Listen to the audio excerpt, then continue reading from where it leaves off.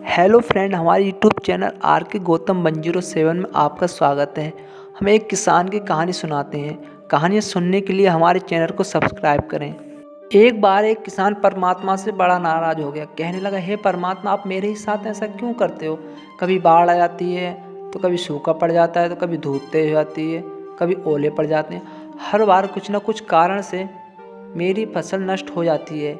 एक दिन बड़ा तंग आकर उसने परमात्मा से कहा, देखिए प्रभु, आप परमात्मा हैं, लेकिन लगता है आपको खेती बाड़ी की ज़्यादा जानकारी नहीं है। बस आपसे एक ही प्रार्थना है कि एक साल मुझे मौका दीजिए, जैसा मैं चाहूँ वैसा मौसम हो, फिर आप देखना मैं कैसे अन्न के भंडार भर दूंगा। परमात्मा मुस्कुराया और कहा, ठीक है, जैसा तुम चाहोगे वैसा मौसम होगा, मैं तुम्हारे काम में दखल नहीं करूँगा। किसान ने गेहूँ की फसल बोई। जब धूप चाही जब धूप मिली, जब पानी चाहा सब पानी।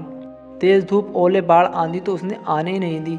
समय के साथ फसल बढ़ी और किसान की खुशी भी, क्योंकि ऐसी फसल तो आज तक हुई नहीं थी। किसान ने मन ही मन में सोचा, अब पता चलेगा परमात्मा को कैसे फसल करते हैं। बेकार में इतने वर्ष हम किसानों को परेशान करते रहे। फसल काटने का समय भी आया। किसान बड़े गर्व से फसल काटने गया, लेकिन जैसे ही फसल काटने लगा, एकदम से छाती पर हाथ रखकर बैठ गया। गेहूं की एक भी बाली के अंदर गेहूं का एक भी दाना नहीं था। सारी बालियां अंदर से खाली थीं। बड़ा दुखी होकर उसने परमात्मा से कहा, हे प्रभु, ये क्या हुआ? तब परमात्मा बोले, ये तो होना ही था। तुमने पौधों को संघर्ष का जरा सा भी मौका नहीं दिया, न तेज धूप में उनको तपने दिया, न आंधी ओलों से जूझने दिया। उनको किसी प्रकार की चुनौती का एहसास जरा सा भी नहीं होने दिया। इसलिए सब पौधे खोखले रह गए।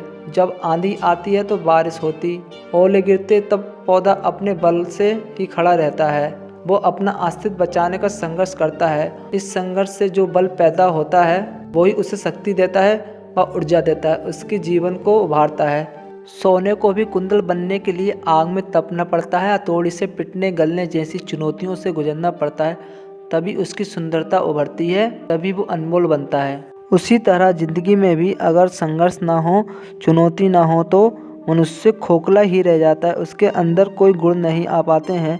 ये चुनौतियाँ ही तो हैं जो मनुष्य को शक्तिशाली बनाती हैं। चुनौतियाँ तो स्वीकार करनी पड़ेंगी, अन्यथा हम खोखले ही रह जाएंगे। अगर जीवन में कामयाब बनना है तो संघर्ष और चुनौतियों का सामना तो करना ही पड़ेगा।